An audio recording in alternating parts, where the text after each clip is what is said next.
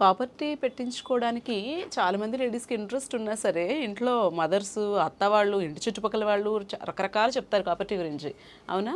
But నువ్వు కాపర్టీ పెట్టించుకున్నావు కదమ్మా. పెట్టించుకున్నాను. ఇప్పుడు పాప డెలివరీ అయినప్పుడు పెట్టించుకున్నావా? సిజేరియన్ టైంలోనా? పాపకు సిజేరియన్ అయిన టైంలో సీత కాపర్టీ పెట్టించుకుంది. ఇప్పుడు పాపకి 6 years వచ్చింది. కాపర్టీ తీసేయండి మేడం అని లాస్ట్ మంత్ వచ్చింది తను. లాస్ట్ మంత్ ఎప్పుడు తీసాం రా కరెక్ట్గా?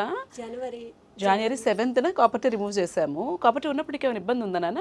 ఏం లేదు, చాలా కంఫర్టబుల్గా ఉంది తనకు కాపర్టీతో.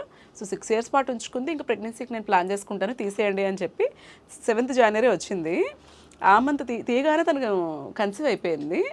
సో ఇవాళ February 27th నేను రికార్డ్ చేస్తున్నప్పుడు she already pregnant now. So copper T పెట్టుకోవడం వల్ల మళ్ళీ ప్రెగ్నెన్సీస్కి ప్రాబ్లం వస్తుంది అని నీకు చెప్పారు ఎవరైనా? ఇబ్బంది ఏం అనిపించలేదు మేడం.